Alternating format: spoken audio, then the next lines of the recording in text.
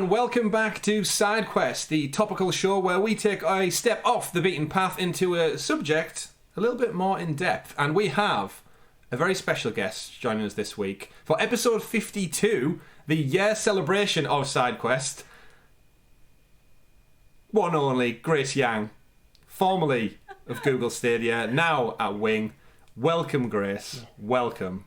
Hello. Welcome. Hello. Thank you so much. To be clear, I don't start my role until the 31st, so I still have a week-long break, and I'm trying to enjoy it as much as I can.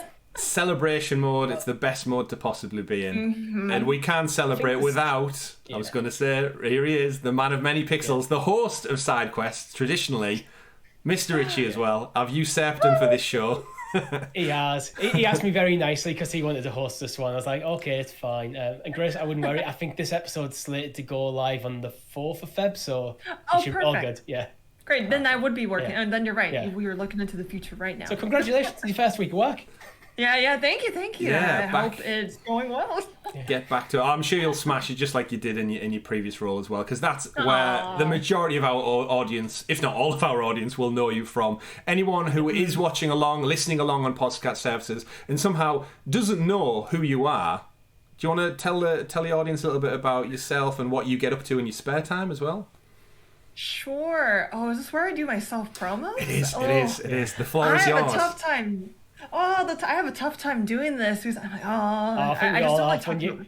when you're guesting on someone else's show, everyone has the same thing. Oh God, what do I say about my channel? What do I do? I start thinking about like, okay, is there a fun fact I can say about myself? What about this? But sure, we'll go with a hello. I'm Grace, and I'm currently located in California of the United States, more specifically the Bay Area. I love video games, like I'm sure many listeners of this podcast do. We can dive into the specifics of that later. Let's see, I am currently playing a lot of Valorant, and I'm ashamed to say Overwatch. I know some people are cringing probably. No. I know. There's a whole maybe we could talk about that on this podcast. I've never actually played Overwatch. Yeah. Well, a certain company is behind it, and we know that certain company is under lots of controversy at the moment. Anyways, that can be for another conversation. What else? I am a lover of cheesecakes. I also happen to record a podcast myself with my lovely friends Aaron and Kevin. Shout out to Aaron and Kevin. It is called One More Game. Am I allowed to? Oh, 100%. Yeah, I have in the notes. I was hoping you'd bring it up, but yeah, obviously, Aaron and Kevin as well. One More Game. Like, yes. Sing their praises. My wonderful friends. But yes, we have a podcast called One More Game Pod, with the one being the number one. If you want to find us on our social channels.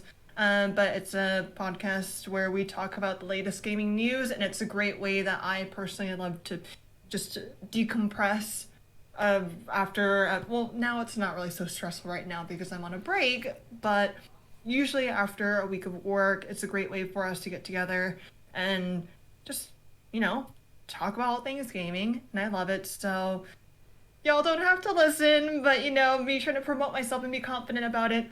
If you do, let us know. Take that back. They do have to listen. Yeah, it's an order. It's a Helix Cloud Games order. Tell them they have to listen. But yeah, love doing that. And what else? I love mint chocolate chip ice cream. I'm a Liverpool supporter. And I love watching movies. Do we need more for that? No, intro? I think you've done a terrific job. We'll independently be breaking those down and going into them a little bit more. But yeah, it's great. If you've not checked out the One More Game podcast, it's fantastic. Follow over on Twitter, but check them out, listen to them. You've been doing it for quite a while now. Yeah, we started during the summer of last year, and it was just a random conversation that was brought up. Kevin sent me a ping I think it was a ping. He's like, "Can we talk?" And I'm like, I'm in trouble. No, exactly. That's why I'm like, oh my goodness, what do I do? But he was just like, I have this idea. I want to run it by you. And I'm like, oh, I really do hope I'm not in trouble. I hope it's not something with work. And then he's just like, well, what do you think about a podcast? And I said, what? Podcast? Me? Who? Me? And long story short is he convinced me. And originally I was going to commit to like maybe once in a while because I thought I don't know. I've never done a podcast before, and with a full-time job. Well, they also have full-time jobs as well. But for me, I was like, I'm not sure how I would be able to balance the certain amount of stress I get from my role at the time and other things with this podcast. So I'm not sure how often I can do it. But lo and behold, I've been on every single episode since last year, and it's been going great. But yeah. So it's a fantastic listen. It's great, I think, for someone like myself and Richie, who we've kind of, I was going to say watch you from afar, but that sounds a bit creepy, but it literally is. Watching through the window. Yeah, it literally is an entire oceans apart via the world of Twitter and stuff. And obviously we know you through our passion that is gaming and Google Stadia as well. And we only ever see the little snippets that go out in tweets and limited characters, and the podcast for me has given me a great opportunity to get to know your personality, who you are, and what your hobbies, interests were outside of just being a CM for Stadia. So it's great to listen down just when you talk about, we do movies, we're doing this. I had a busy weekend. Even just before the show, little things like spilling your coffee all over your keyboard. Oh, let's not talk about that. Let's not talk about that. But it's the little personal things that are not attached to like a brand or a business. It's just you can be you, and I think Richie, you'll attest to that. Like us doing this podcast every week, we've been friends for decades now. But there is something cathartic about it. I remember getting the text from Chris saying, I've got this idea for a podcast, and it's like, you know what, I'm interested in doing that, but you have no idea when you're sitting down for the first few times, I'm even going to enjoy this, do I want to do it? And you fall in love with it. So yeah, it is something, get it off your chest. I love hearing stories about how people's like ventures start, whether that's a podcast or creating like a website, who knows, but that's really cool. I think Chris and I, we probably talked about it quite a few times while drunk. Always. Amazing. And then I got a text from him while sober. I was like, he actually wants to do this. Let's do it. I'm serious. It was an actual idea. And Richie too thought he was in trouble when I rang him about it. Why is he ringing me? And we don't even work together, so that's a great one. And of course we've got the wonderful Tom as well. We've mentioned it before as well. He's currently on maternity leave. He's got his child's, I think, coming up 6 months old, so he's learning the ropes of parenthood, which is totally alien to us too. So we're giving him as much time as he needs to just find out, like I said, that balance between work and doing a podcast is one thing. That with a newborn child, a dog. He gets married later this year as well, so it's like it's a whole plate spinning thing. So many life changes. So the thing is, he is actually teachers. We don't call him techie teacher for no reason. So teachers do long hours anyway. Then he's got a newborn. He's getting married. There's a lot going on for him right now. A lot of planning, life adjustments. Well, Tom, big shout out to you. Holy. Oh, wow. Indeed. And we miss him every single day. But we've got you along as an amazing guest, Grace. So to pivot back around, the podcast is one amazing thing. Of course, our audience do know you as the community manager for Stadia. If they've not checked out that as well, you've since moved away from the role. We've got a few questions throughout the course of the day, the next hour or so, to talk about that. We should probably caveat this right now, as we're not going to be digging up any crazy scoops or asking any awkward questions. Anyone who's clicked the thumbnail and tuned in thinking, here we go, that's not what we're here. If you watch our channel, if you're fans of our shows already, you know that's not what we're about, everyone. So just settle in, grab a drink, and just enjoy the ride. That's what we're here for. But don't forget to subscribe, and click that bell, just like you always ask you to anyway. Because that's what you got to do, right, Grace? As a content creator, you need to push people to click and like your content, apparently. So that's what we're here. I think the biggest thing I want to kick things off with then, with this particular show, is the fact that we're all gamers at heart. And I really want to just know where you started off, because we started, I think, with episode 1 of the Sounds of Stadia podcast with, what do we talk about? What do we do? We've never done this before. What do we all know and love? Video games. So let's talk about video games. So Grace, where did you even start off? What was your first game, your console? Who got you into it? Tell us about that journey. What a journey. So the very first game I remember playing ever was Duck Hunt. I remember playing that with my brother, and we didn't really have many. It was just that game at the time, and then shortly after that, my brother requested this thing called the N64 from Santa, and we're like, no way, Santa's gonna get him this N64 thing, right? No, that would never happen. But magically, Santa happened to drop off the N64 right into the Christmas tree. And I remember, I forgot what the first game was, what we had, but eventually I do distinctly remember playing a lot of Diddy Kong Racing, Yoshi's Story, Super Mario, and Star Fox, which I think I've talked about Star Fox a lot. But that was the first console I remember playing a lot of. I also played Sega Genesis, but honestly, I probably played more of those games recently. That sounds weird, but I still have my original Sega Genesis from my childhood way back when. I've still got my N64 on the shelf above my head. Yeah. But it was all about gaming with my brother. But at the time, I was like, oh, it's just like this fun thing that my brother plays. I'll just mostly watch him. And then we started going over to our cousin's house. They had an N64 too, and they had this game called GoldenEye. And they're always playing with each other, and I'm kind of sitting there in the room like, well, I want to join. How come I want to learn? I want to be a part of this group. I want to feel like part of the cool kid group. And so even though I didn't want to play at the time, I forced myself to game with my brother and my cousins, and eventually I grew to love it. And that's where I got my competitive gaming nature, because GoldenEye. Oh, yes. Y'all know that 4-player split screen? You can... I got so competitive, and they gave me the worst N64 controller, the broken one too. The Mad Catz controller. Yeah. So that's where I got a lot of my competitive nature, and that eventually grew to like gaming on the PS2, PS1, PS2. And then my friend introduced me to the PS3, which is where I played my actual like first real FPS game, I want to say. I know GoldenEye is kind of FPS, but you know what I mean? Like Call of Duty FPS. Yeah, it's like the Godfather GoldenEye, like kind of set the bar for what shooters can be. You've got things like Doom and GoldenEye. These are kind of the origins of the FPS genre. Right. Like Call of Duty Modern Warfare is probably where it really took off. Yeah, it became the zeitgeist for everyone, didn't it? Yeah. So Modern Warfare 2, the original Black Ops. I remember having to learn like the full movement of left stick is like moving around, and then the right stick is like moving your head, and it took me so long to learn it. And then I'm telling you my whole history right now. If I'm going that's great. into detail, That's what we want. Yeah. So played Black Ops, love zombies. That's where I found my love for zombie survival games. And then we hit the university years where I'm like, well, I don't really have much time for games. So I didn't play a single video game. That's not a joke. I did not play a single minute of video games until I graduated. So it was a solid 4.5 years the dark before ages. I actually picked up with yeah. But to be honest, and I don't know what happened during those 4.5 years. If I'm being very just think of what you've honest. missed. You must have missed so many absolute classics. Missed a lot, I'm sure. And then I've told this story a couple times, and I think I even mentioned it on Twitter and one other podcast I was on.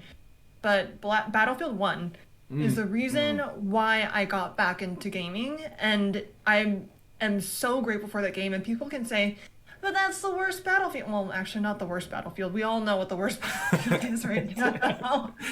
But people, like, when you hear Battlefield 1, you probably don't think, yes, best Battlefield out there in the world. But that is the game that got me back into gaming and made me like regrow my passion for gaming as a whole.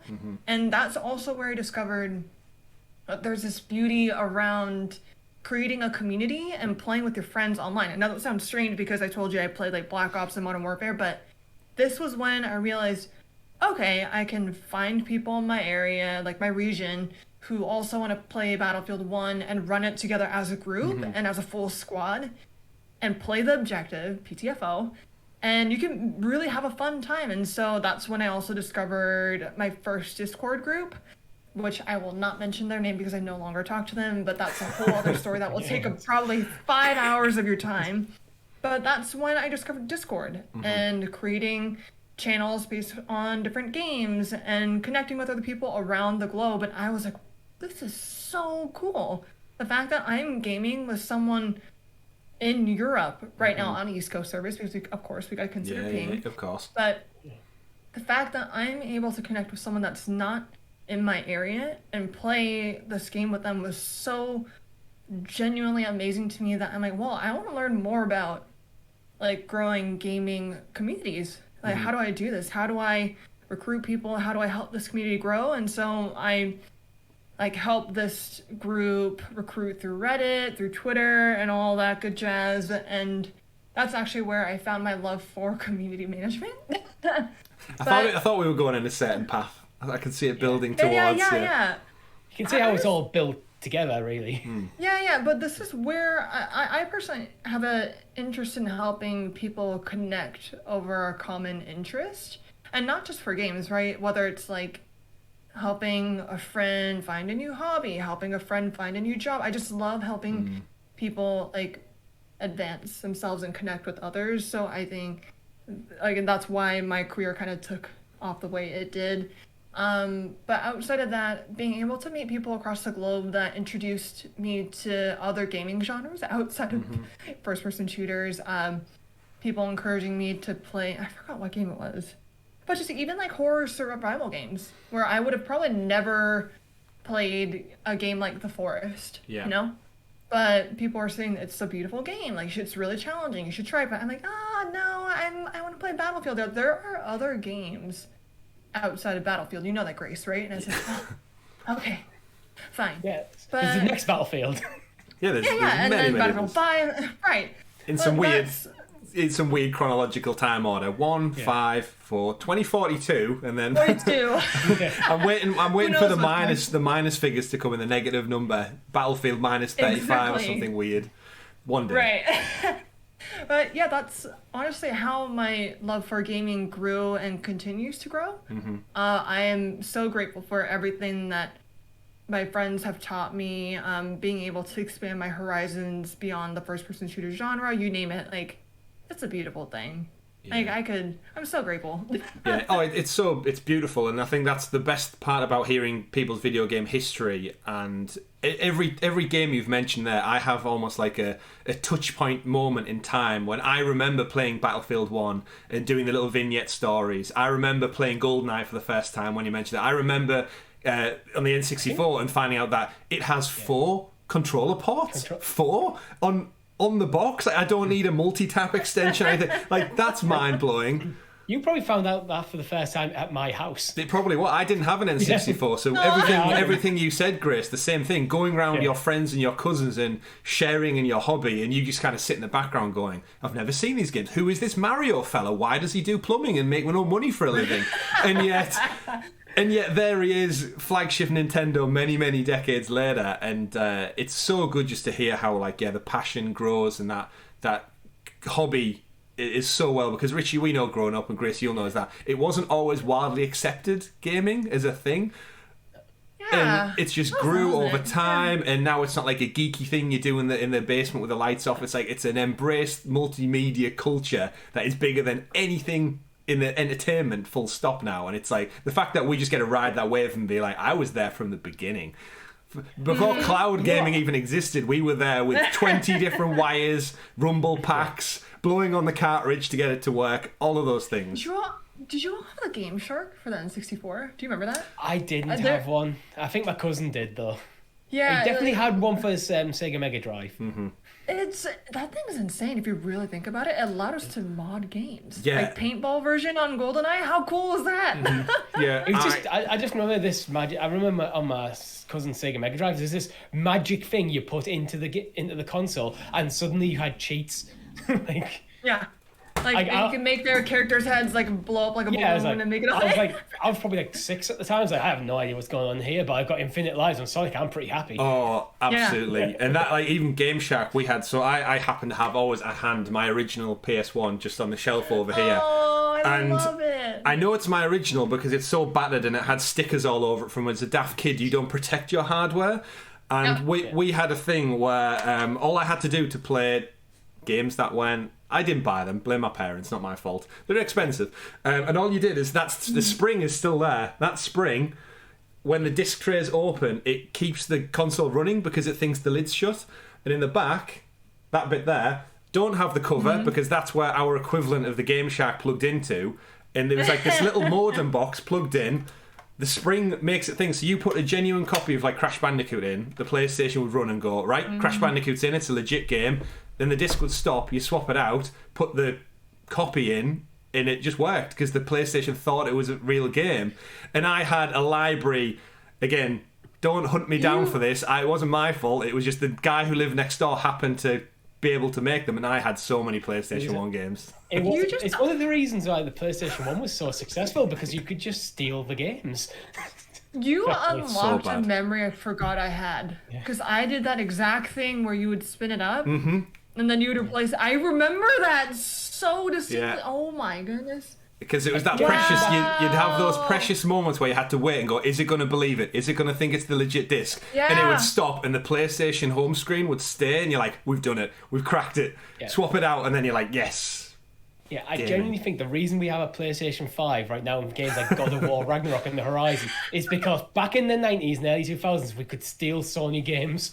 It's that little spring. Oh my god. That little spring. Because everyone bought the console. Because you could get games off some random guy your father knew for like £10 instead of like 30. I'm gonna text my brother after we record this and talk to him. But I remember that, but I forgot that we did that. Yeah. We definitely had those Of course, sticky discs. That we shouldn't do that. We should Yes, you should say do that that. Very as an adult, and like the industry's evolved so much. Like I am one of these now where I'm a big fan of like pure quality and appreciate things. So like I don't download, I don't torrent anymore. Like I have a job, I can buy these things, and I'm a 4K snob, so I want everything in the highest fidelity possible. But yeah, that I as well. support the industry that's providing me so much entertainment as well. So 100%, yeah. course. I'll always buy a legit copy, and you should too out there. If you're watching along, thinking, I wonder if that works with the PS5. Don't try and jam a spring in your PS5, folks. It won't work. No. Hardware security is infinitely better now than it ever was. digital right management is much, much better than it used to be. That too. Hey, and you know what? With things like Game Pass and Stadia Pro and stuff, you don't even need to buy the games. You just subscribe and you get like 100 plus whatever. So the world's a different place. Changing. They really are. They really are. So speaking of changing, Grace, we'll move on from the games you've played to probably what you're playing today. Like, where has gaming brought you to this very moment in time? What are you enjoying at this moment? PC, PlayStation, Stadia, where you're absolutely. I have a little bit of everything. So I very much still have my Stadia controllers, plural, under my desk. And you don't need a console for that. And then I have my PC right under my desk, and then my PS5 right next to my PC. So the only thing I don't have is an Xbox. It's not because I don't like Xbox. And this is something that I've talked about for ages. I think for me personally, a lot of how I game revolves around who I game with. So a lot of my closest friends right now, and the ones I've been gaming with since I found that Discord server like years ago at this point, are all happen to be on PlayStation. It just happened to be that way. It's not like we're like, we hate Xbox. It's not that. I actually had an Xbox 360 when it came out, and just naturally it evolved into me getting a PlayStation 4, and then all my friends, we all now have PlayStation 5s. Some of them have split off into like this whole getting a PC, building your own PC. It's just naturally happened that way. I don't know why, or I don't know how. So I split my time between... Actually, no, I spend most of my time on PC and sprinkle in like Stadia and PlayStation in there. But I also play a lot of Valorant, which is why I'm on PC. That competitive nature from the GoldenEye days has definitely carried over, and I'm super interested in tactical shooters, competitive scene, and esports as a whole too is a very interesting area that's becoming more and more popular every year, especially recently. So yeah, that's where I spend most of my time. It's just I like getting better at games. I like seeing the improvement. For me on Valorant, that was my first mouse and keyboard first-person shooter, and I was horrible. The first game I ever played online, I'm like, I don't understand WASD, and then my mouse is my head. I don't understand. So that I'm like, people are shooting at me, and I'm like looking up at the sky, like trying to figure out like my direction. And then I was such a noob. And then there's this thing, you have to adjust your DPI, you have to find the sensitivity that's right for you, and these are all things that took me a long time to figure out what best fit me. So I started out on Iron. In terms of competitive rank, I was Iron 2, which is the second lowest rank you can get in that game. And I hate losing. I hate being at the bottom. There's nothing wrong with being iron. People improve. People are at their own rank. But I was like, no. I know I can do better than this. I know I can improve. So it was a lot of practice, trial and error with the sensitivity, with the DPI.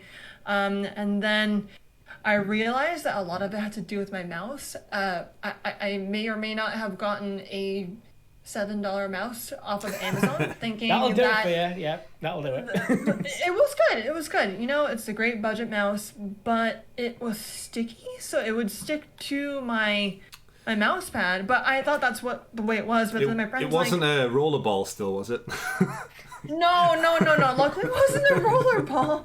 I mean, it worked. It got the job done for, you know, typing things out on Google Chrome and things like that. Yeah. But my friend was like, maybe you should try upgrading your mouse if you're having issues figuring out your sensitivity. And then I upgraded to a Logitech mouse, which is very, very nice.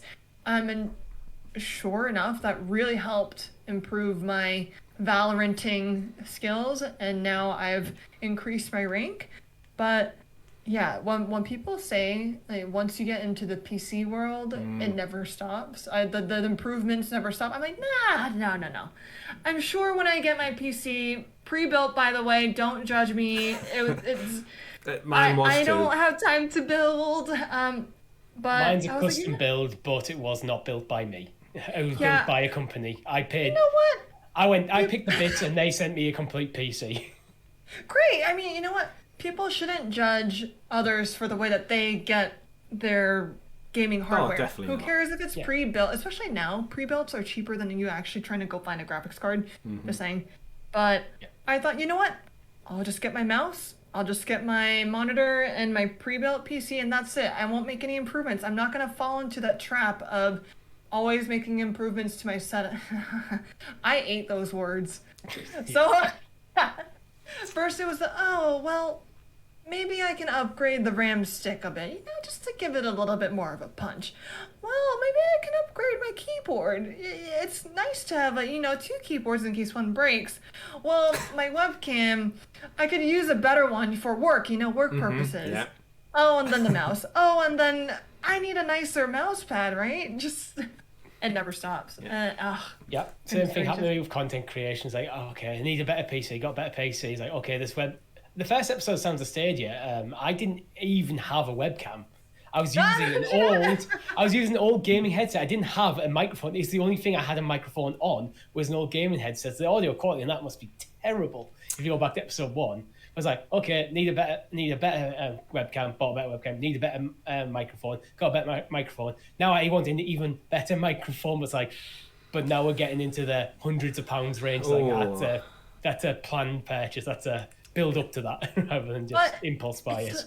It's such a great investment. Look where you are now. You have a wonderful LED lit background. You got a cool microphone. The headphones, it's amazing to see how far you guys have come. Seriously. Well, these headphones are only cheap. These are like £30.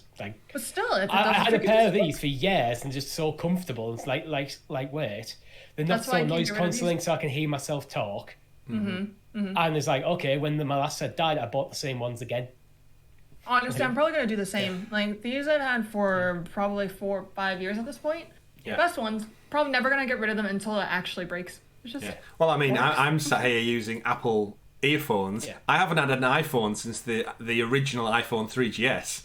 The reason I have these No way! is my ears do not work with the in-ear bud things you get for all the new stuff. Yeah. I just have funny shaped ears, and I don't wear. So I've got a Razer Kraken headset for gaming and stuff.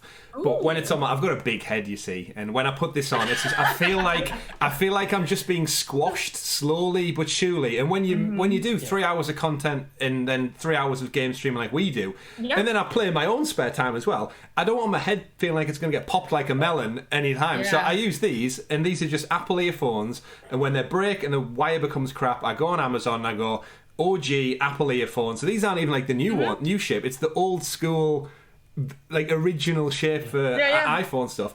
And like I said, I don't even use an iPhone. The just shape fits my ear. Because when I'm talking to you guys on a podcast, I don't need surround sound, high sense, depth of field kind of stuff. For gaming, yes. For this, no. Yeah. The most recent actually upgrade to my setup was I bought myself some pre-Sonos studio monitors, which are wall mounted above me. That's so cool. They were about £100. It was a birthday present to myself. I was like, yeah. As you should. I didn't have a good audio solution. I didn't like any speakers or anything attached to this PC. I had some for years, but they eventually broke. It's like I was just using the headset after that. It's like I want some actual speakers, like, but I don't want to just buy crap. You slowly invest. It's funny because I asked for a Razer camera for my birthday, and for Christmas, my wife got me the little digital sign behind me, and asking. So we can change that to like any like little pixel art thing, but we've got the logo up there now. And asking people who aren't gamers, aren't tech enthusiasts, for presents that are related to that, the eyes glaze over when you go, "Oh yeah, I'll send you the link through Amazon," and they look at it and go, "What's that for?" It's like, it's kind of like because I'm on camera, and it's the same when I ask my parents. My mum and dad ask me every year, like, "What do you want for Christmas?" And I'm like, "Could I have a PlayStation 5 controller in the black colour or the ruby red or something?" They go, "You still want a controller?" It's like, "Yes, mum. I still game, even though I'm a 32-year-old man. I still play video games in my spare time. And tech is expensive, so yes, please treat me to those little things." God bless him. Can't you just use the one that you've had for 10 years? No, yes. I can't. It doesn't work that way. plus, like, similar to you, Grace, I have a younger brother and sister. It's like, I'm player one in my household, so I have the legit tech. It's my brother and sister who get the Mad Catz hand-me-down crappy rollerball mouse setups. That's where they sit in that thing. And same with you, Richie. You're the middle child, right? So you must be the Mad Catz kid. I'm using the Mad Catz mouse, but that's my choice. I bought this myself. I've had it for like 15 years. If it works, and I love it. Wow. It works. It just fits my hand so nice and comfortable. It looks like a monstrosity because the Mad Catz are to go for like style over substance, but I've not had a single issue with it since I bought it. Hey, brilliant. If it works, it works. Yeah. I have bought other mice since. I've got a different mouse at work, because I bought it and I didn't like it as much as this one, so that went to work. Mm-hmm. My mouse has a side button and I don't know what it does. It's got like two side buttons. I don't know what they do because I am not. I use them all the time. What? I don't. I just use it for melee and ping. I don't see. Same. So I don't use. I'm not a mouse and keyboard. Richie, you know this when we play Siege and you use mouse and keyboard and I use controller. I am controller through and through. My hands do not. I do not have the claw definition for WASD. I just can't manage it. I can't multitask. You can do it. If I can do it, you can do it. It's past me. I mean, yeah, and you don't use it for just like browsing the internet. The top one. No, I just click back. I just scroll all the way, the many miles. Does it just click back? Yes, the bottom one. By default, be forward and back. Oh, I'm gonna try it now. Yeah. Right, it's so much easier. You don't have to like. Oh, it does. You're right. On forward. Oh wow, revolutionary. If you ever switch over like playing mouse and keyboard, some like Siege or Extraction, Chris, one of my fun buttons I always set to melee, and the other I set to ping. Oh, so I can ping things dead easy. All right, that makes sense. Okay. I'm so easy pinging things. Okay, it's just like my phone. I'm not moving my hands off where they need to be. Right, I might have just had an epiphany now. Yeah. So I have a controversial statement that may anger some people. So I like to bind one of my mouse buttons to reload. I feel like some people are going to be like, why the heck would you do that? Because people are like, why don't you just press R? And I'm like, no, it's so much nicer being able to just reload by clicking one of the thumb buttons. Like, I do that for every single game. And the second I get into any game for the first time, I go to the keybinds and I change reload to the mouse button. There, I said it. Actually, off your chest. I've kind of went the opposite way to you, Grace, where you went from console to PC. I went from PC back to console. So one of the first things I do when I start any first-person game on console is I go into the settings and up the sensitivity of looking around, because I find by default on console it's so sluggish. Mm-hmm. That's so true. Straight up, 100%. Every single game. I feel like I'm being ganged up on now. No, I love. So you know what? The one game that I will forever play on console and I refuse to get on PC will be the Battlefield series. Like I don't care about graphics. It's just like being able to use the controller for Battlefield. It will always have a special place in my heart. So even if people are saying, but what about the graphics? What about like the extra settings? Graphics are good enough. I don't care, honestly. I just want to use my controller play Battlefield, and also to play with my friends. So yeah. Gameplay is king at the end of the day, isn't it? It's like some He's- games that look at Minecraft. It's not graphic intense at all, but it's one of the hugest, most fun games you haven't seen my play. mods. You should the mods that I use for Minecraft. I mean, if anyone wants to know my take on graphics, look at my East 8 first look. And I spent, like, I mentioned the graphics, they look kind of PS2 era, like Final Fantasy X, they reminded me of. I basically, I completed that game. I think I had about 70, 80 hours in by the time I finished with it. After about 20, 30 minutes, you just don't care anymore. No, you don't. It's like watching After all the movies. initial, like, oh my God, this is pretty, this looks a bit rough. Yeah. It's gone, like, you don't care. It is. It's like old movies and stuff. When you watch, I'm watching through Scrubs again at the moment with my wife because Scrubs is just one of the best sitcom comedies of all time, and it's still got the 4:9 black borders around the outside where it was never shot in widescreen. And you first start up episode 1, the pilot, and you go, oh, that kind of looks a bit weird. I'm losing so much screen space. But then 3-4 minutes in, you're just laughing along, and you don't forget, and you get used to it. And it is, I think, fidelity's one thing. Graphics, they're always going to get better and sharper, and games look more beautiful than they ever have before. But we've said on the podcast many times, Richie, and it's great as well, Grace, for those 4 years you missed out on, all those games from that era, they're probably going to get an amazing remaster in the next few anyway. So you're going to be able to play them in the best possible form. It's such a good time to be into gaming. I finished the Mass Effect trilogy this last summer. I never played them before, never really looked into Mass Effect, even though I'm a big Star Wars fan and such. Finished them all, got the Platinum Trophy in them all, loved them to bits, totally in on Mass Effect now. Wow. And I missed them like 10 years ago, so remasters for me are fantastic for people who've missed out and who want a new experience. It's amazing. I feel like everyone around me, this is just like probably my imposter syndrome talking to me, but I feel like everyone has such a cool, like, very wide range when it comes to all the games that they've tried. And I've talked about this with Aaron and Kevin as well on the podcast, but I feel like I'm so just tunnel visioned with my game knowledge where everyone's like, oh, I've played this indie game, that indie game, I've done this and that. I'm like, I've played Battlefield and Call of Duty and Overwatch.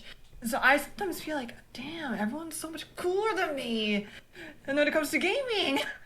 But that just puts you in the majority, though, right? When we look at gaming, like this is in the past now, actually, Rich, isn't it? For the last episode of the Sounds of Stadia podcast, we broke down the Microsoft acquisition this last week of Activision Blizzard, and the sheer number player base, and that the Call of Duty brand has been the best-selling game for like the last decade. Even the bad ones sell more copies and millions of dollars than any other franchise out there. Yeah. And it's no surprise. We say similar things about like the FIFA franchise every year. It doesn't really change that much, but it's still one of the top, especially in Europe, it's one of the top-selling games every single year. And gaming isn't like, that's the good thing with it. It covers so many people and so many hobbies and interests. It's like, I know movies have genres, but video games have so many different pillars of. If you're into your puzzles, great, there's a puzzle game, but then there's an action puzzle game, then there's a horror puzzle game like Resident Evil. So there's so much cross-pollination. There is literally something for everyone. It's amazing. I mean, we legit know people who buy FIFA every year, and that's the reason they have a games console. Yeah. They might pick up other things as well occasionally, but not much. It's pretty much FIFA. Yeah. $400 in FIFA. Boom. Yeah. That's it. I'm so bad at FIFA. I can't even beat the bots. It's just one of those gaming genres that I will never get. I don't play online, so it's hard to judge how good I am. You just pretend that you're the best. You just say, I'm the best. Like, no one, Well, we usually play the sports games more for the managerial side, don't we, Richie? Where it's more, I enjoy making the team, buying new players, selling, bringing from the youth academy, dealing with the finances. Online competitive stuff, that's well in my past now. I don't have the patience or the reflexes to do that anymore. But yeah, I enjoy that side of it. I know you're a big Football Manager fan as well, Richie, so that's another side of it. I'm a Football Manager fan. I wouldn't say I'm a big fan. In the past, I was. I had an era of like 2012 to like 2015 where I played a lot of Football Manager, but then I haven't really played. I've dabbled since. Indeed. So speaking of the point where I look at my save and go, there's 500, 600 hours. Yeah, indeed. And I guess on the subject of FIFA, while we're here, Grace, you're a massive Liverpool FC fan, of course, playing over here. I want to say massive. Oh, well, I mean, they're your cover background on your Twitter page, so You're a bigger they Liverpool are. fan than either of us. That's true. Yeah, that's Well, true. that's true. I can say that with confidence. Yeah, sure. That is true. And the reason I wanted to bring that specifically up as well is because obviously you live stateside, and I'm always just really curious of what brought you around to Liverpool FC, especially with it being the Premier League in the UK. What's your tangible link to it? This is Why the Liverpool? most controversial question you could ask me. Good. And the thing is, it's a very personal reason too. Okay. Do I reveal my tea? Do I do it?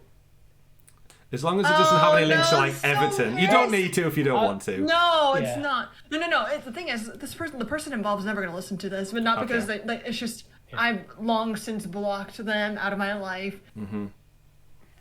Oh, this is so embarrassing. But you know what? For the content, sure, why not? In the U.S., we do have our, if you want to call them soccer teams, football teams. Yeah. To We respect understand that, your yeah. country, I will say football teams. But the thing is, I've been to San Jose Earthquakes games, and they're fun, but I'm a person that loves to cheer along with the crowd, get really into it, and you don't really get as many enthusiasts and, loud cheers in San Jose. And so my friend, well, no, you know what? I can't say my friend. I no longer talk to them. They blocked out my life. He was like, well, why don't you cheer for Prem team? I'm like, well, I've never really cheered for anyone except Manchester United because that was the only team I knew of at the time. And my friend convinced me that Cristiano Ronaldo is the best player out there. So I For a while he was. cheered for them, but I was not really a fan. And he's like, well, why don't you,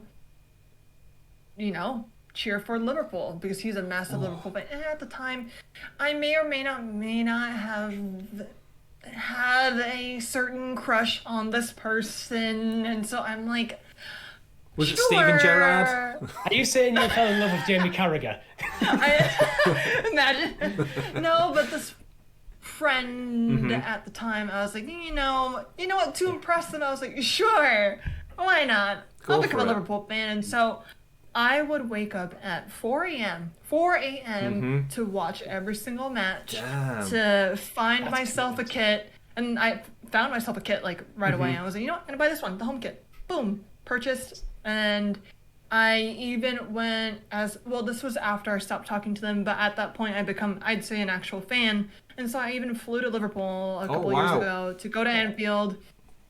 May or may not have splurged on the hospitality tickets, but I went with another friend. He's from Jersey, and we're still great friends to this day. He's like, I will fly to Liverpool from Jersey to go to the game with you if you are really willing to go from the States all the way over here. And I said, yeah, let's do it. So I've gone to a game at Anfield. It was fantastic. I don't speak to the person that introduced me to the team originally, but that is honestly how I became a fan. Yeah.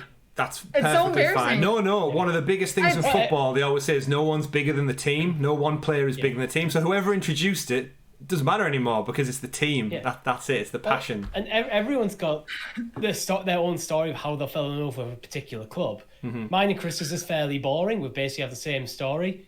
It was the biggest club in their part of the country we live in. And Alan Shearer. And Alan Shearer as well. In the night, me and Chris are both 90s kid, both born in 89. Alan Shearer, late 90s, early 2000s, best striker in the world by far. Top goal scorer all time Premier League. Yeah. Big Al. I think that's a beautiful reason. You may think it's very boring, but I think it's a beautiful reason to fall in love with a team or support a team. But I have a very lame reason. I wish I had a cool story about, it's the first football match I saw on TV that was for the Premier League, and I just fell in love with a team. No, I wanted to impress a certain person, and I decided that I wanted to cheer for the team. If you'd like to know then, Grace, if you're talking about trying to impress people, you said you went to Anfield for a hospitality match. Yeah. Yes, I This did. person right here, I have scored a goal at Anfield at the Cop End. I played a charity match with work 2 years ago, so I've played on the hallowed turf of Anfield, and I scored at the Cop End. I actually scored 2 goals, in fact, as part of our match. But yeah, What? I was Is that fortunate the most enough. amazing? So yeah, I've ran That's out. amazing. I have not. I can say that I have not either. I'm so bad. I can't play as a striker. I just miss, even if like there was no keeper. I just Yeah, Does everyone in England just know to play football? Is that a thing? No, not everybody, not everybody. But yeah, myself and Richie, we play every Monday night with friends on like local things. But I was just fortunate enough with work, our internal work thing, do like charity games every year, and you can just make a team and join, and they play at different stadiums. On another day, I could have been at Millwall, which no one really wants to play at their stadium, but I was just fortunate enough. Liverpool, I got to go, got the kit, got to sit on the stands, watch all the other charity games happening, and then play on the pitch. And yeah, it was one of those moments where you kind of like, do I take some of the grass? Do I steal some of the turf for myself? Am I that sad? And I'm like, no, it's just a bit of grass. But then I scored, and I was like, you know what, I'll take that. I'll tell my grandchildren that I scored at the Cop End at Liverpool. So that's awesome. Cool. But that's like my little fact. By the way. That's my little future. Well, like that's my little factoid that I like about Liverpool. So wait, so did you actually end up stealing the grass? There's probably some on my boots to this day because I haven't used those boots since. So if I go dig it out, there's probably crusty mud and dirt and just everything attached to it. That's amazing. My only Liverpool story is I watched Liverpool beat Newcastle at St James's Park. Take one for the team. It was a good match. I was like, you deserve to win. Yeah, that is one of my goals. We'll catch up with you soon. Give us a few years. We'll catch up with you. Yeah, we'll get it. It's interesting how it goes the other way. Because I'm a fan of MLS as well. I actually support the New York City FC because they have a lot of ties to the British game, and I'm a big. I was always a big fan of Frank Lampard and Jack Harrison, who now plays for Leeds, who's an up and coming England player. And I love New York. I've been a few times, and my goal is to get up to the Yankee Stadium. And even though it's not a football stadium, I don't know why they play there. They need their own stadium. It's embarrassing. But that aside, I'd love to go to watch that and watch a baseball game and go to Madison Square Garden, watch it and do all that kind of stuff. But it's one's for the future. That's the one sport that I cannot get into. Like Baseball. I can watch and I know that's such a controversial statement because a lot of strategy goes into baseball, and it takes obviously any sport takes a lot of skill. But I just can't sit there for who knows how many innings watching people trying to hit a tiny ball with a wooden bat. Well, we have cricket over here, so you don't need to tell us anything more about boring. What baseball might take up 4 or 5 hours or something. Cricket takes a week. Yeah. Yeah. Yeah. Wait, how long? So I'm not really that familiar with cricket, but Test please cricket educate me. Test cricket can take 5 days to play. How is that possible? You don't even want to go into it. And that's if the weather is nice as well. And in the UK, we don't get good weather. There is shorter forms of cricket, but Test cricket, like the big form, is like it can take a week to play. Which is ridiculous. That's so. Yeah. It's very much so not today. a spectator sport. Wow. It's crazy. But Yankee Stadium is great. Every year, well, not right now because of COVID, they do a Premier League tour around the U.S. So just a small number of Prem teams make their rounds to major cities. Like I think they went to Michigan one year. They definitely do New York every year, and then I think maybe somewhere else on the East Coast, maybe Chicago. I don't know. But yeah, I went to Yankee Stadium to watch Liverpool play. Oh, who was it? I forgot. You know what? It's not just Prem. I think it might be like global teams. But yeah, usually a lot of the big teams from Europe club up and do like a summer tournament in between seasons. It's for brand awareness, isn't it? That's what it's really for. It's to get more people in other countries involved. Like, although these clubs are situated usually in a single city, where sometimes a city like Liverpool have got 2 big teams, they're very much a global entity, so they'll go abroad to see, so some of the other fans can pay for overpriced tickets. Yeah, it was overpriced, but it was so worth it. I don't know if you can see it, but this was the photo I took at Yankee Stadium. There you go. That's awesome. Me holding up my little scarf. So you've got to do it for the gram, right? Do it for the gram. And I just love the fact that there's so many hilarious fan chants for European sports, not just in football, but like it's hilarious. Some of them can get very vulgar. Oh yeah. Like you're like, oh my goodness, I can't believe you would say that. Yeah, it actually gets worse when you go to like lower league teams. I've seen those YouTube compilations. Some of the stuff I've heard on the terraces of our local football club, which is kind of lower down in the leagues, It's an language. Yeah, I think the first one I always learned, which was always hilarious, is just the referee's a wanker. That is a big one. Always, every game, there was always some middle-aged bloke somewhere in the stands going, "The referee's a wanker," and that's just the most British possible like insult. Even though the referee can't hear, you're in a crowd of 20, 30, 40,000 people. There's just one person going, "Yay!" Oh, it's when that chant gets picked up by the entire stadium. It's like, I feel sorry for the referee. But one poor guy, bless him. Oh well, but so funny. So yes, the football soccer is undoubtedly the beautiful game. But to bring it back around to video games, Grace, I think I would love to know as well. What's your favourite game of all time? Then, so if you were to just put a pin on just that one title, if you could forget everything, go back and play that one game from the beginning, fresh slate, Men in Black memory wipe style, what would it be? So the fact that you added the fresh memory wipe part kind of changed my answer a bit, but most of the time when I answer that question, I say Star Fox 64 is my favorite game of all time for various reasons. Do a barrel roll. I could probably still to this day speedrun that entire game without dying a single time. That's how much I played it as a kid. But when you said like memory wipe, experience it from the start, I thought of Ocarina of Time.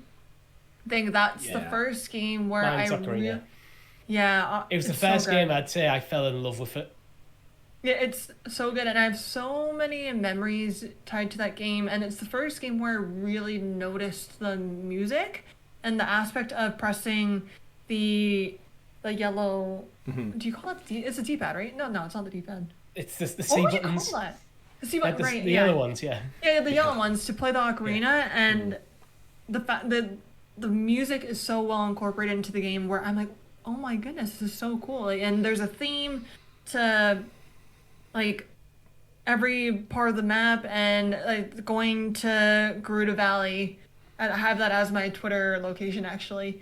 Just it's so good. And I remember going to, again, my cousin's place, and it was just it's a single player game, but all of us crowded around one small TV trying to figure out the puzzles in the Shadow Temple and things like that really have a strong like hold on my heart. And there's not really another game that I can think of where I've had that experience, like going through the challenges of beating the level together, passing around the controller, trying to figure out, oh, can David get no, David, here's the controller for you, you try, and then if David dies, then I get to try it and see if I can pass through that challenge.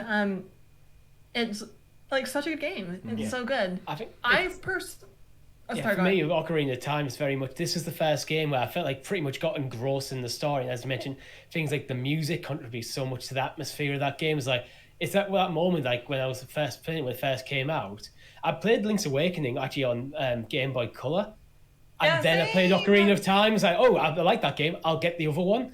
And it's like, oh my God, there's so much more that can be done in video games than I'd experienced before. There's like that eye-opening moment. Yeah, and I specifically remember playing... Do you remember the chicken challenge at Lon Lon Ranch? Where you're supposed to find, like, the 3 chicken? I've played that specific challenge so many times.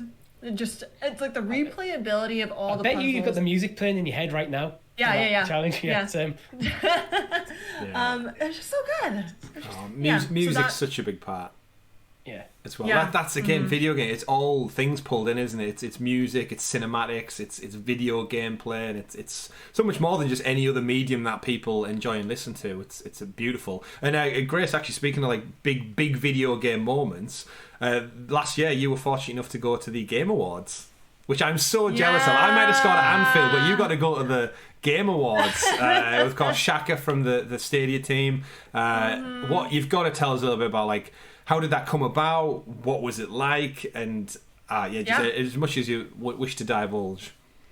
I have so many things to say, but I think the absolute highlight is the fact that I got to meet Shaka in person. Before I left the team. And she is the most wonderful person, by the way. Like, I just have so much love for her and what she does. And she was so nice. She was nice enough to bring me like a little goodie bag with like a piece of candy and a card, and I nearly cried. And I'm a crier. I cry at everything. I cry very, very easily, and I'm like, this is so thoughtful. But it was a dream. I will say that some people have gone to a lot of the Game Awards. So a lot of people around me were kind of like, oh yeah, this is another one for us, whatever. And I'm the only one like trying to take photos, taking selfies, and like saying wow at every little thing. Everyone just is on their phones around me, and I'm like, how's everyone on their phones when the presenters are up there and the video games when? But it was such a good experience, and I will say though, it was very, very long. I mean, we watched it live and reacted to the whole thing, and over here it didn't start until 1 a.m. in the morning. So we committed to that, thinking we love games so much, we want to see what the reveals are, regardless of platform or that. And we were trying to look out for you in the crowd. We didn't see you at all. We were really tired. We watched it. We had a great time. But yeah, being there in person, we just turned the cameras off at the end of it. You were still there. So it started at 4 p.m. local time. They had like a little bit of a pre-show, which, by the way, that's my one complaint where... Actually, no, I have a couple. They announced a few of the awards not during the live show, and I feel like it being a video game awards show, a lot of the focus should be around celebrating the people that made such a big impact on the industry. The games. Right, and I will say a lot of it felt like advertisements were being thrown in my face, but with that being said, it's like exciting announcements and game trailers, so love that for all the companies that got a chance to show off their trailers. But this year, I felt like they shortened a lot of the award portions. Like, even the Content Creator of the Year, I think Dream won. But last year, they actually gave Valkyrie a chance to speak and give her speech. Yeah. And this year, they're just like, all right, the winner's Dream. All right, next. I'm like, well... Yeah, they glossed over the awards part of the show this year. Yeah, they did. I think we've said it the last 2 years that it is sometimes... like, and obviously, certain awards, to a lesser extent, the... each streamer of the year and stuff, and not as big as a winner of a category or something for best music, which is understandable. But the fact that it just comes up on the screen quickly as a flash, and then they throw away the card and it's moved on, it's like, oh, okay. Kind of feel sorry for that person. Like, if you've just won an award at the Game Awards and you don't even get a moment to just walk on stage, pick up the awards, wave to the crowd, like... Yeah. No, they didn't do that. Yeah. But it's an interesting one. Part where yeah, it was still fun, of course, and I was enjoying all of it, but I will say that I am a person that likes to eat often because I get hungry very, very easily. So into hour 3 at 7 p.m. and we're still not done. I think it was ended at 8 p.m.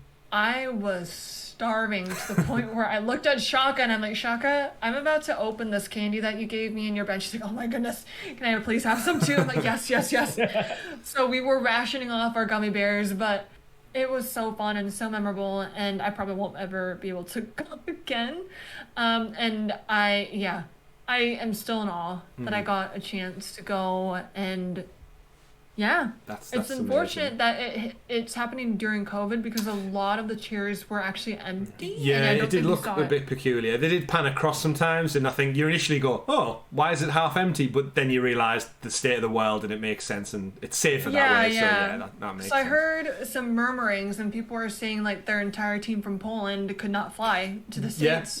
So the entire row was missing. And I'm like, okay, that makes sense. It's so sad, but sadly. Yeah. I mean, myself and Richie, we're due to go to one of our friends' weddings. They're getting married in Poland, in Krakow, later this year, and we still don't know what flights are like going in and out. So it's everything. It is what it is. It's awesome that you got to go.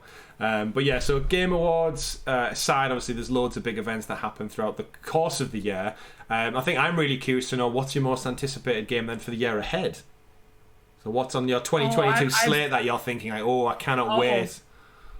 I already have one in mind before you even complete the question, and that answer is Kirby.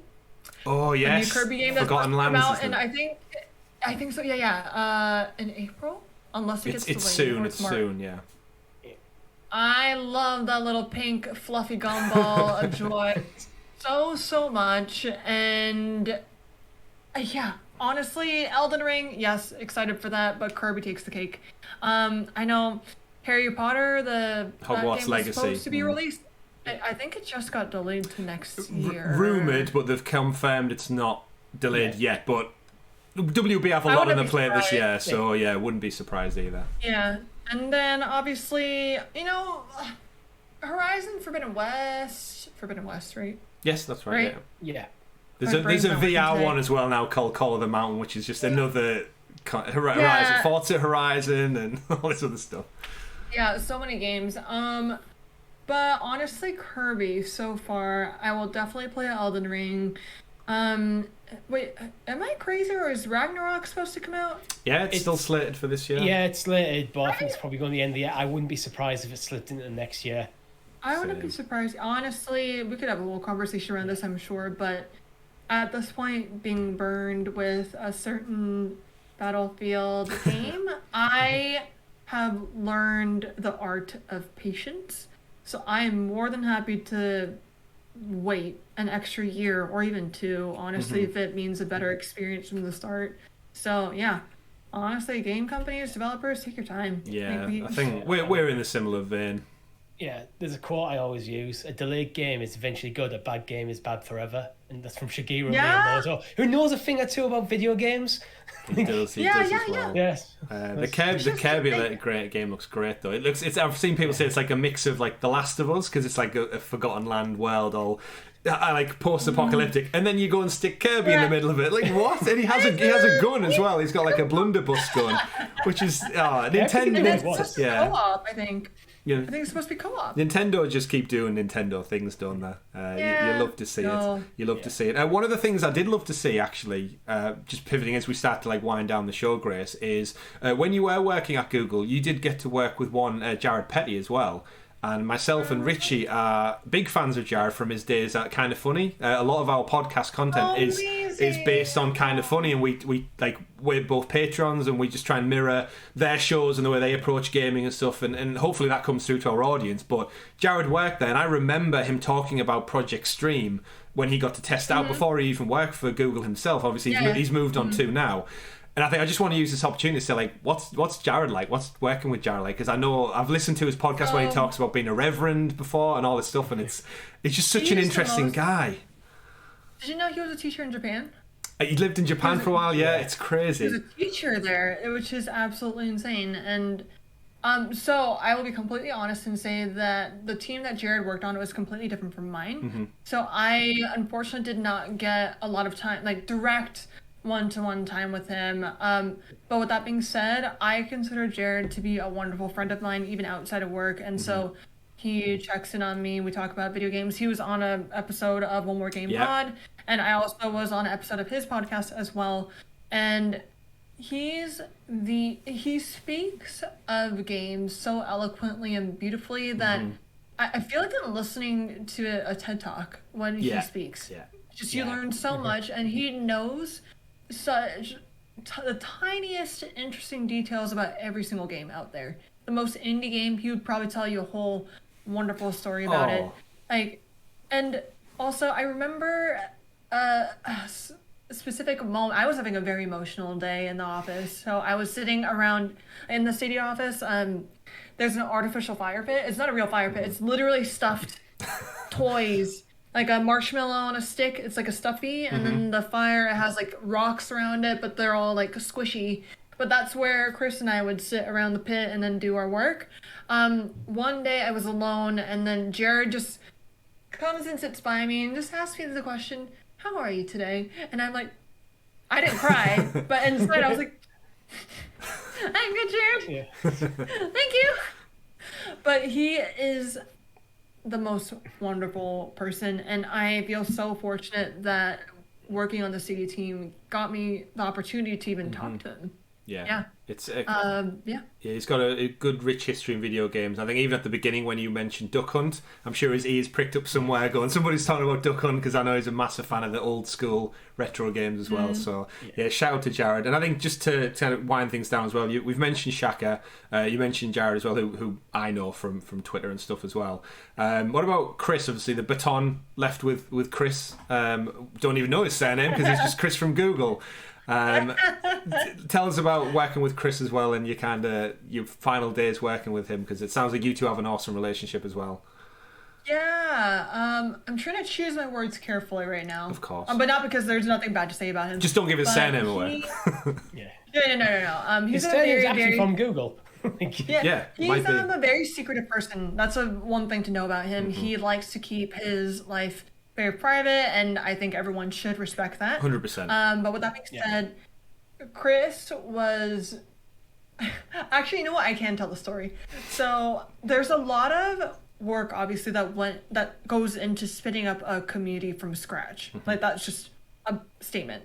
And I don't have to go into the details, but again, especially 2 months leading up to the launch of Stadia, there's a lot to do, but me wanting to take a little bit of a mental breather before launch, I was like, you know what? I'm gonna take a week-long vacation in Rome. So literally, this was right before launch. But I had planned this out months in advance. My friend and I had booked our Airbnb, and so I was like, you know what? I need to learn how to separate myself from work. So I'm gonna challenge myself to actually go on this vacation and not cancel it.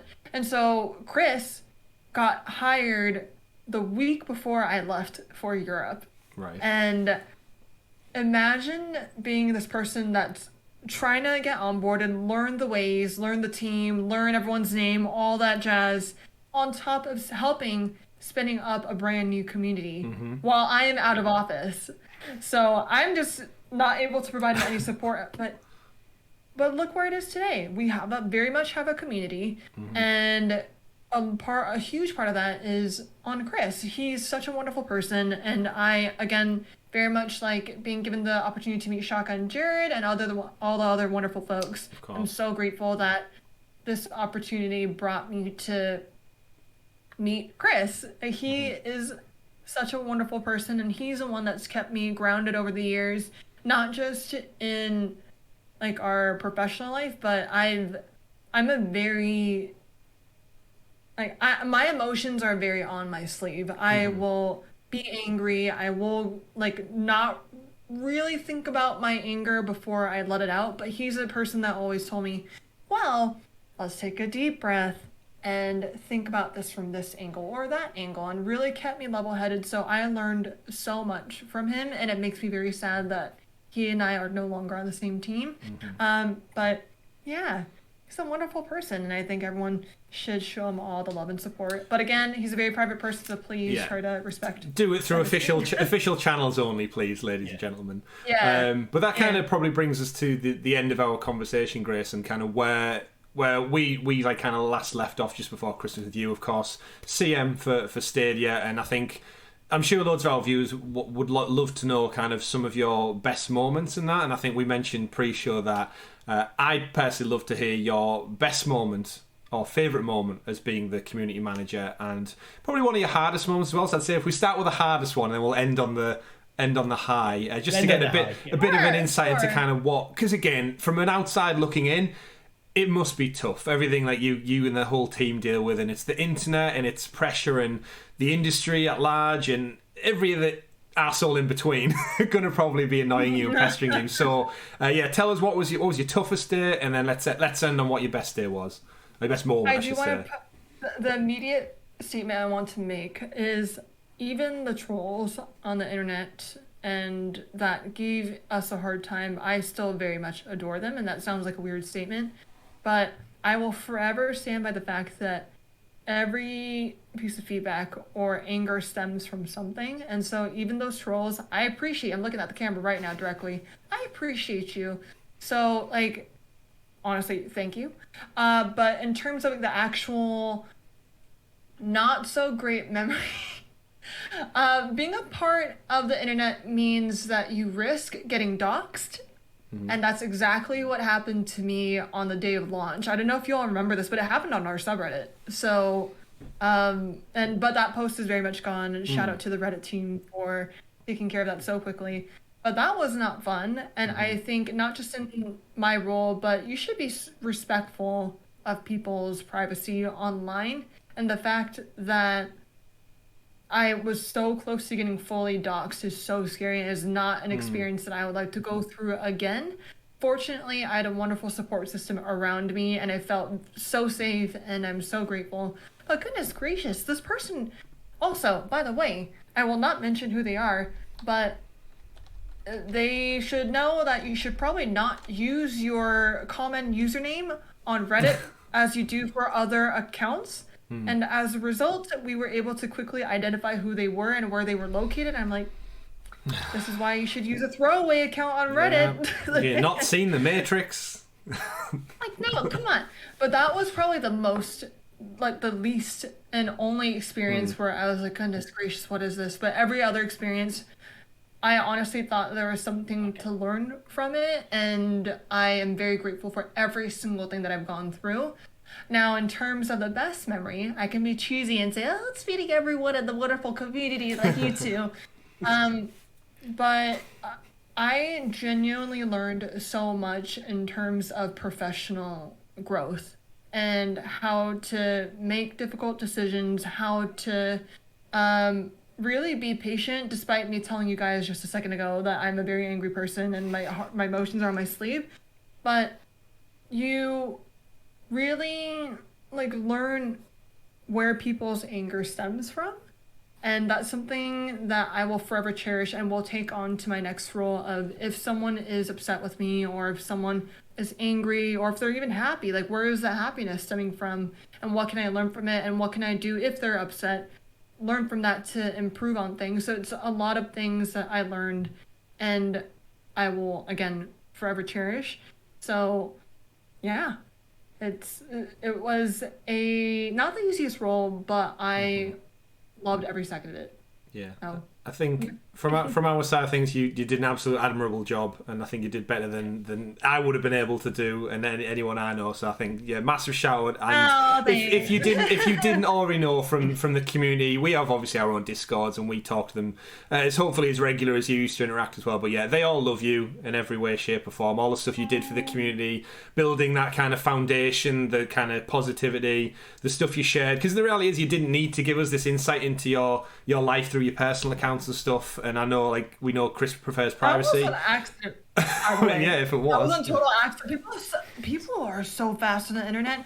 I thought, I can just post this nice little photo of the Stadia logo on my no one ever follows me account. Yeah. And then I made a mistake. Well, not a mistake. I don't regret it, but people found me so quickly. I'm like, oh, goodness gracious, what have I done? Mm-hmm. Yeah, and obviously you do your own content creation as well. So I know you said on the One More Game podcast last week you were concerned about once the Stadia banner was pulled away, once you move roles, where the people on your Twitch just there for you as opposed to the bigger picture brand and stuff. And I think talking to you now and knowing you through Twitter and everything you've done, I can 100% guarantee they're there for you, Grace. They're not there for anybody else. They're not there for a brand because because again, just I know Richie, we're listening to this, we're part of this conversation, but I feel like I'm almost watching the podcast, even though I'm part of it. Just listening to these stories is could do it forever. I'm fascinated. And sat here just quietly, just listening. That's so interesting. But I think as someone who's really into the YouTube and watching all sorts of different creators,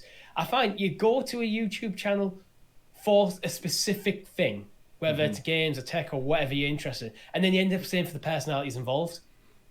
Yeah. Mm. That is a great way of putting it. You both are so nice. Thank you so much. You're welcome. Yeah. And everyone, seriously, show this team so much love. Helix, Cloud. I just want to give you all a hug through the screen. The virtual hug. Yeah. Virtual hugs. Seriously, drop them all the likes, the love, the subscribes, all that. See, I don't even need to do that as part of the outro now. Thank you. We'll take that. That'll do it. But honestly, and we wouldn't do that without our members and our followers. So we get support from all amazing players in the community who, for some reason, give us their hard-earned money to just listen to us talk. And when we start off as a hobby, and just like you, Grace, like Richie alluded to there, they're there for the people. The games are a great part of it. It's a great thing that connects us all, but they're there for people. So everyone watching now, if you fancy a bit of Valorant, if you want to hear more about Grace, it's twitch.tv extra_guac_ please. What do we say? Please. I say please. Yes, it was the Z or Z, not the S. Yeah, but I'm pretty sure if you just search up extra guac, please, I come up on the search results now. You can find it through your Twitter and stuff through a link as well. But I honestly just say thank you very much for being a guest for episode 52 of Helix Cloud Games SideQuest. It's 1 year of shows, Richie. We spun this show out as a way to go on a deeper dive topic. And it works because, Grace, again, if this was the other podcast, we would have had to talk about news, boring stories of the week, what's going on, lots of stuff that's probably not discussable with you for obvious reasons. So we're so happy that we managed to get you on. I feel like we've learned a lot more about you than we ever knew, and just appreciate you being honest and open with us. And it's made the conversation back and forth be fantastic. But yeah, it's great, and they should all follow you and like you and see where you go with your future career, because I'm sure there's a community out there for your new role as well. There'll be people who are obsessed with that technology who want to follow, so you get to start this all up again with a different community and see how that goes. Richie, is there anything you'd like to add at the end here? No, again, I think most of this podcast just listening, just so engrossed in what these stories you've had, so thank you very much for joining us. I'm sorry. Indeed, it's been lovely. So much. Oh, we welcome you. Welcome. And remember, anyone out there who is watching along, you can get SideQuest up to 6 days early if you join as a member on the channel. But as with most things on the channel, we don't like to gatekeep anything, so everything will eventually go on free feeds, especially every Friday when SideQuest drops. Don't forget to follow us, like and subscribe so you're kept in the loop with all of the content we do here at Helix Cloud Games, like the Sounds of Stadia podcast, up to episode 123 now. That's 123 for those counting along at home out there. Available on youtube.com/Helix Cloud Games and up there on your digital podcast preference of choice. That's it for SideQuest episode 52, 1 year in the bag. That's it for Helix Cloud Games episode 52 of SideQuest. My name's been Chris. And I've been Richie. And I'm guest Grace. Of course. Nice Wonderful, Grace. Thank you very much. Enjoy the rest of your week, folks. And remember, play whatever makes you the happiest. Take care, everyone. Goodbye. Bye, man. Quest completed. Oh, yeah, I didn't do that bit either.